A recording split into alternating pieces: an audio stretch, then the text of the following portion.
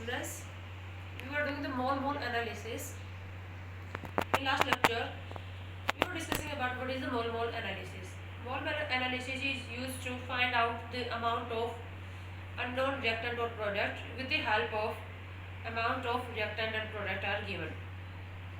But you know the mole analysis is we should apply only a balanced chemical equation. So in last video, in last lecture, we learned about that how can we balance by using the heat and trial method we balance a chemical equation and what is the mean of mole analysis.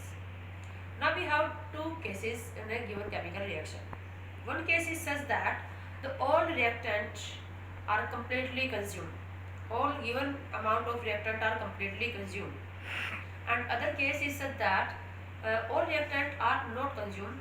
Some reactant are left unreact. How can we judge that which case are given in our chemical reaction? हमें कैसा पता चलेगा कि हमारे पास जो reactant दिए हुए हैं वो कम्प्लीटली कंज्यूम हो रहे हैं या नहीं?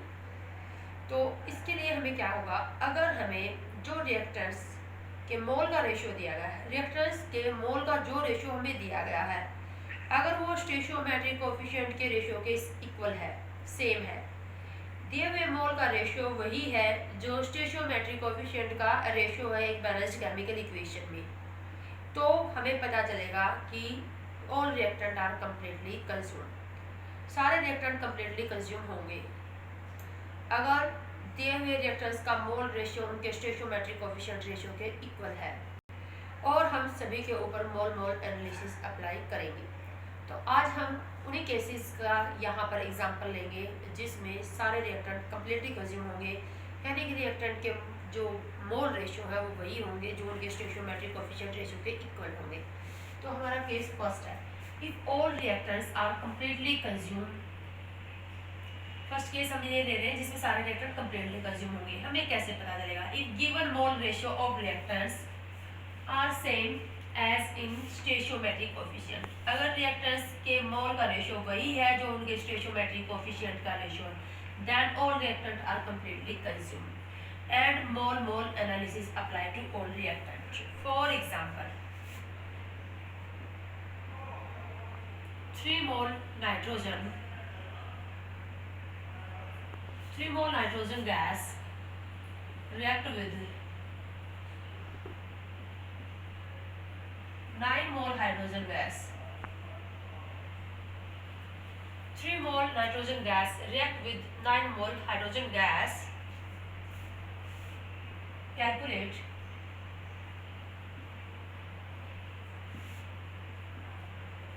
volume of ammonia gas formed at HTB. अगर नाइट्रोजन गैस के 3 मोल हाइड्रोजन गैस के 9 मोल के साथ रिएक्ट करते हैं तो एचटीपी कंडीशन के ऊपर अमोनिया गैस का जो वॉल्यूम बनेगा वो हमें कैलकुलेट करना है। हम पहले मोल निकालेंगे, मोल से मोल निकालेंगे, मोल को हम वॉल्यूम में कन्वर्ट कर लेंगे। तो सबसे पहले हमारा मोल एनालिसिस के लिए सबसे पहली कंडीशन क्या है? write a balanced chemical equation. So we write the balanced chemical equation. Hydrogen gas plus nitrogen gas to form ammonia gas. This is the equation but unbalanced equation. Now we convert into balanced equation. We write 2 here and 2 nitrogen atom here, 2 nitrogen atom here and 3 H2. Hydrogen 6 and 6. This is balanced chemical equation. Now we apply the mole analysis. Mole analysis कैसे लिखते हैं? Mole hydrogen upon its stoichiometric coefficient. सबसे पहले हम देख लेते हैं इनके स्टोइचियोमेट्रिक कोएफिशिएंट का रेशियो क्या है। हाइड्रोजन और नाइट्रोजन गैस के स्टोइचियोमेट्रिक कोएफिशिएंट का रेशियो है 3:1। This is the ratio of stoichiometric coefficient of reactant hydrogen and nitrogen. And we given the mole ratio. Hydrogen, the mole of hydrogen is 9 and mole of nitrogen is 3. Mole of hydrogen is 9 and mole of nitrogen is 3. The given mole ratio also equal to stoichiometric coefficient ratio. 1:3 ही है, ये भी स्टोइचियोमेट्रिक coefficient का ratio भी 1:3 ही है और mole ratio भी 1:3 है। मैंने आपको बताया था अगर मोल का रेशियो स्टोइचियोमेट्रिक कोएफिशिएंट के रेशियो के इक्वल हो, इट मीन दोनों रिएक्टेंट जितनी हमने नाइट्रोजन गैस हाइड्रोजन गैस के अमाउंट लिया वो कंप्लीट कंज्यूम होगी और हम रिजल्ट किसी के हिसाब से भी निकाल सकते हैं। अमोनिया गैस की कितनी अमाउंट बनेगी वो हम दोनों के हिसाब से निकाल सकते हैं। क्यों? क्योंकि दोनों ही कंप्लीट रिएक्ट करेंगे। तो हम नाइट्रोजन के अकॉर्डिंग भी बता सकते हैं और हाइड्रोजन के अकॉर्डिंग भी। अब सपोज करो अगर हाइड्रोजन के सारे मोल रिएक्ट ना करते, 9 मोल में से हाइड्रोजन के कुछ मोल अनरिएक्ट हो जाते, तो क्या हम यहाँ पर हाइड्रोजन के अमाउंट देखकर, हाइड्रोजन के जो मोल दिए हुए होते उससे हम अमोनिया बता सकते थे? जो रिएक्टेंट कंप्लीट कंज्यूम कर ही नहीं रहा उसकी अमाउंट देखकर हम ये कैसे पता लगा सकते हैं कि प्रोडक्ट कितना बनेगा? प्रोडक्ट की अमाउंट डिसाइड करने वाला कौन होगा? जो रिएक्टेंट कंप्लीट कंज्यूम करेगा। और यहाँ पर तो सारे ही रिएक्टेंट कंप्लीट कंज्यूम कर रहे हैं, दोनों ही रिएक्टेंट कंप्लीट कंज्यूम कर रहे हैं। कैसे पता चल रहा है? Their mole ratio is equal to their stoichiometric coefficient ratio. Now we apply the mole mole analysis. Mole mole analysis हम क्या करेंगे? Mole hydrogen upon stoichiometric coefficient 3 is equal to mole nitrogen upon stoichiometric coefficient 1 is equal to mole ammonia upon stoichiometric coefficient 2. We have given the hydrogen mole is 9, so 9 by 3 is equal to mole of nitrogen is 3 upon 1 is equal to mole of ammonia. We have to calculate first the mole of ammonia, then we convert mole into volume in liter. So अब ammonia के ये जो मोल बनेंगे वो इसके according भी वही आएंगे और इसके अकॉर्डिंग भी वही आएंगे, क्योंकि दोनों ही रिएक्टेंट जो है कंप्लीटली कंज्यूम कर रहे हैं। यहाँ से भी मोल कितने आएंगे? 6, यहाँ से भी मोल कितने आएंगे? 6। So mole of ammonia formed is equal to क्या आ गया? मोल अमोनिया कितने बनेंगे? 6 मोल, और एक मोल का वॉल्यूम एसटीपी के ऊपर 22 and 4 लीटर होगा। So volume of 6 mole of ammonia 6 into 22.4 litre. This is our answer. Now we do some more practice to understand this concept.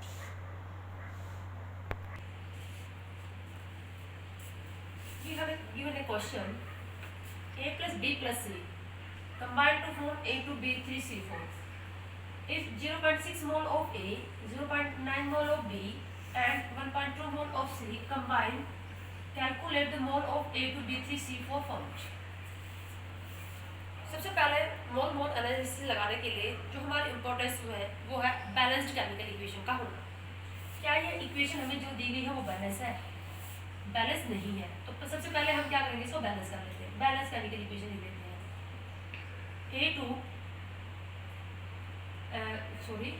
2A 3B plus 4C to form A2B3C4।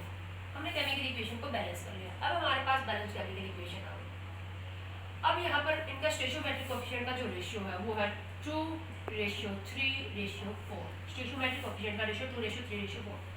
अब हम देखेंगे जो मोल का ratio दिया गया है reactant का, क्या वो स्टोइचियोमेट्रिक कोएफिशिएंट के इक्वल है या नहीं। तो मोल का जो रेशियो दिया है, मोल है 0.6 और हमारे पास बी के जो मोल है वो है 0.9 और सी के मोल है 1.2।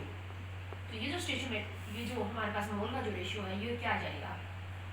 2:3:4। तो हम देख रहे हैं मोल का जो रेशियो हमें दिया गया है वो और स्टोइचियोमेट्रिक कोएफिशिएंट का रेशियो क्या है? सेम है। अगर स्टोइचियोमेट्रिक कोएफिशिएंट का रेशियो मोल रेशियो सेम है, इट मीन ए, बी और सी की जितनी अमाउंट हमें दी गई है वो सारे क्या होंगे? कंप्लीटली कंज्यूम होंगे। 0.6 मोल ए के, 0.9 मोल बी के और 1.2 मोल सी के जो है वो कंप्लीटली कंज्यूम होंगे। तो इसके बाद अब हम अप्लाई करेंगे मोल mole analysis. Mole mole analysis क्या करेंगे हम? Mole of A upon stoichiometric coefficient 2 is equal to mole of B upon stoichiometric coefficient 3, mole of C upon stoichiometric coefficient 4 is equal to mole of A2B3C4 upon 1. We have to calculate the mole of A2B3C4 first. Mole of A are given mole of A are 0.6 upon 2, mole of B 0.9 upon 3 and mole of C 1.2 upon 4. So we can calculate the mole of A2B3C4 first. अब आप देख रहे हो क्योंकि सारे ही reactant जो है completely consume कर रहे हैं, तो आप इसके अकॉर्डिंग, इसकी किसी भी रिएक्टेंट के अकॉर्डिंग निकालोगे, इसके मोल जो आएंगे उनके आएंगे सेम आएंगे। यहाँ से भी कितने आएंगे? 0.3, यहाँ से भी कितने आएंगे? 0.3, यहाँ से भी कितने आएंगे? 0.3। So mole of A2B3C4 form is 0.3 mole. 0.3 mole इसकी बनेगी। तो ये थे हमारे पास ऐसे कुछ केसेस जिसमें सभी रिएक्टेंट कम्प्लीटली कंज्यूम हो जाते हैं। उसके बाद सेकंड केस हम लेंगे, अगर हमारे पास रिएक्टर्स की जो अमाउंट दी गई है उसमें सारे रिएक्टेंट कंप्लीट कंज्यूम नहीं करते, सारे कुछ रिएक्टेंट एक्सेस में रह जाते हैं। कुछ रिएक्टेंट की अमाउंट क्या होगी, एक्सेस में दी होगी, कुछ रिएक्टेंट पूरी तरह से कंज्यूम हो जाएगा और वो जो एक्सेस में बचेगा वो रिएक्टेंट अनलेफ्ट रह जाएगा। तो जो रिएक्टेंट लेफ्ट रह जाता है वो क्या करेगा, वो प्रोडक्ट की फॉर्मेशन में नहीं गया, तो प्रोडक्ट कितना बनेगा, प्रोडक्ट की अमाउंट डिसाइड करने वाला वो रिएक्टेंट होगा जो कम्प्लीटली कंज्यूम करेगा। कम्प्लीटली कंज्यूम कौन करेगा, जिसकी सारी अमाउंट खत्म हो जाएगी, जो सारा रिएक्ट कर जाएगा। उस रिएक्टेंट को हम बोलते हैं लिमिटिंग रिएजेंट। जो रिएक्टेंट कंप्लीट कंज्यूम कर जाएगा, सारा खत्म हो जाएगा, उसको बोलेंगे हम लिमिटिंग रिएजेंट, और जो बच जाएगा उसको बोलेंगे हम excess reagent. And limiting reagent decide the amount of product form. Limiting reagent ही अमाउंट की प्रोडक्ट डिसाइड करेगा। And we should apply the mole mole analysis only on the limiting reagent. तो मोल मोल एनालिसिस हम सिर्फ limiting reagent पर apply करेंगे, excess reagent पर हम मोल मोल एनालिसिस अप्लाई नहीं करेंगे। अब सबसे पहला हमारा काम क्या है, हमें कैसे पता चलेगा विच one is limiting reagent and which one is excess reagent.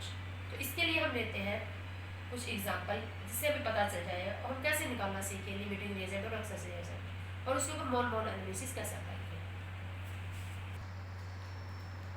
Now we take one more example to understand the mole-mole analysis. 5 mole of nitrogen gas combined with 20 mole of hydrogen gas. Calculate first limiting reagent, excess reagent and mole of ammonia gas formed. क्या कर रहा है हमें, सबसे पहले हम एक balance करने के लिए इक्वेशन लिख लेते हैं। Nitrogen gas plus hydrogen gas to form ammonia gas. Balance कर लेते हैं, बैलेंस करेंगे तो यहाँ पर आ जाएगा 2, आ जाएगा 3। हमारे पास बैलेंस करने की इक्वेशन हो गई। स्टोइचियोमेट्रिक कोएफिशिएंट है 1, 3, 2 स्टोइचियोमेट्रिक कोएफिशिएंट। अब हम देख लेते हैं हमारे पास मोल का जो रेशियो दिया गया है, रिएक्टेंट के मोल का जो रेशियो दिया गया है, क्या वो स्टोइचियोमेट्रिक कोएफिशिएंट रेशियो के इक्वल है या नहीं। स्टोइचियोमेट्रिक कोएफिशिएंट के रेशियो के इक्वल नहीं आएगा तो लिमिटिंग और एक्सेस रिएजेंट का केस बनेगा। तो अब हमारे पास जो दिया गया है, नाइट्रोजन के मोल दिए गए 5 और हाइड्रोजन के जो मोल दिए गए हैं वो 20। यहाँ पर रेशियो होगा 1:3 और ये रेशियो होगा हमारे पास 1:4। तो हम देख रहे हैं यहाँ पर अब की बार में जो मोल का जो रेशियो दिया गया है वो स्टोइचियोमेट्रिक कोएफिशिएंट रेशियो के इक्वल नहीं है। तो इसका मतलब अब ये ऑल रिएक्टेंट, दोनों रिएक्टेंट नाइट्रोजन और हाइड्रोजन कंप्लीट कंज्यूम नहीं होंगे। तो यहाँ पर जो mole ratio is not equal to stoichiometric coefficient ratio. अब हम पता लगाएंगे which one is limiting reagent and which one is excess reagent. ये लिमिटिंग रिएजेंट और एक्सेस रिएजेंट हम यूनिटरी मेथड से भी पता लगा सकते हैं, और इसको पता लगाने का एक और तरीका भी है। हम क्या करेंगे, जो मोल हमें दिए गए हैं, हमें मोल दिए गए हैं, मोल नाइट्रोजन उसको स्टोइचियोमेट्रिक कोएफिशिएंट से डिवाइड कर लेंगे, मोल हाइड्रोजन उसको उसके स्टोइचियोमेट्रिक कोएफिशिएंट से हम डिवाइड करके देखेंगे। तो मोल हमें नाइट्रोजन दिए गए हैं 5 अपॉन स्टोइचियोमेट्रिक कोएफिशिएंट है 1। इसी तरह से मोल हमें हाइड्रोजन दिए गए हैं 20 और इस स्टोइचियोमेट्रिक कोएफिशिएंट क्या है 3। तो यहाँ पर जो बड़ा आएगा, जो चीज़ बड़ी आएगी वो होगा एक्सेस रिएजेंट और जो कम आएगा वो क्या होगा लिमिटिंग रिएजेंट। तो ये तो आएगा 5 और ये हमारे पास क्या आएगा 6 समथिंग आएगा ही। तो यहाँ पर जो कम आएगा ना, हम क्या करेंगे गिवन मोल को स्टोइचियोमेट्रिक कोएफिशिएंट से डिवाइड करके देखेंगे। जो कम आएगा वो कौन होगा लिमिटिंग रिएजेंट और जो ज्यादा आएगा वो कौन होगा एक्सेस रिएजेंट। सो लिमिटिंग रिएजेंट, नाइट्रोजन जो है वो लिमिटिंग रिएजेंट है और हाइड्रोजन गैस है वो एक्सेस रिएजेंट है। इसका मतलब नाइट्रोजन गैस जो होगी वो उसके 5 के 5 मोल रिएक्ट कर जाएंगे, लेकिन हाइड्रोजन के 20 मोल रिएक्ट नहीं करेंगे। यही बात हम यहाँ से यूनिटरी मेथड से पता लगा सकते थे। देखो नाइट्रोजन का 1 मोल हाइड्रोजन के 3 मोल के साथ रिएक्ट कर रहा है, तो नाइट्रोजन के 5 मोल हाइड्रोजन के कितने मोल के साथ रिएक्ट करेंगे। 1 मोल 3 के साथ रिएक्ट कर रहा है तो 5 मोल 15 मोल के साथ ही रिएक्ट करेंगे ना। तो 15 मोल हाइड्रोजन ही खत्म हो पाएंगे, 5 मोल तो फिर भी लेफ्ट रह जाएंगे ना। यूनिटरी मेथड से भी पता लगा सकते हैं, या फिर कैसे पता लगा रहे हैं, मोल को दोनों स्टोइचियोमेट्रिक कोएफिशिएंट से डिवाइड करके देखेंगे, जो कम आएगा वो लिमिटिंग रिएजेंट और जो ज्यादा आएगा वो क्या होगा, एक्सेस रिएजेंट। अब जब हमें ये पता चल जाएगा लिमिटिंग रिएजेंट, जो खत्म होगा वो रिएक्टेंट, जो रिएक्टेंट खत्म होगा वो प्रोडक्ट के अमाउंट डिसाइड करेगा ना। अब हाइड्रोजन के जब 5 मोल रिएक्ट ही नहीं करेंगे वो कैसे बताएगा, वो कैसे डिसाइड करेंगे कि अमोनिया कितनी बनेगी। इसलिए मोल मोल एनालिसिस सिर्फ हम लिमिटिंग रिएजेंट पर अप्लाई करेंगे। अब लिखते हैं मोल मोल एनालिसिस। अब हमें पता लग गया लिमिटिंग रिएजेंट और एक्सेस रिएजेंट का। तो पूछा था इसने हमसे लिमिटिंग रिएजेंट, तो नाइट्रोजन हमारा लिमिटिंग रिएजेंट है और एक्सेस रिएजेंट कौन है, हाइड्रोजन। उसके बाद mole of ammonia gas form, mole mole analysis apply कर लेते हैं। Mole N2 upon its stoichiometric coefficient is equal to mole H2 upon its stoichiometric coefficient. लेकिन हम यहाँ पर जो मोल दिए गए हैं वो पुट नहीं करेंगे, is equal to mole NH3 upon its stoichiometric coefficient 2। मोल N2 के कितने दिए गए हमें, 5 अपॉन 1। यहाँ पर हम हाइड्रोजन के 20 मोल नहीं पुट करेंगे। ये कौन से मोल हैं, ये हाइड्रोजन के वो मोल हैं जो रिएक्ट करेंगे, जो कंज्यूम होंगे। ये मोल कौन से होंगे, जो कंज्यूम होंगे, यानी कि जो नाइट्रोजन के साथ रिएक्ट करेंगे, ये वो मोल हैं। ये भी हम पता लगा सकते हैं यहाँ से।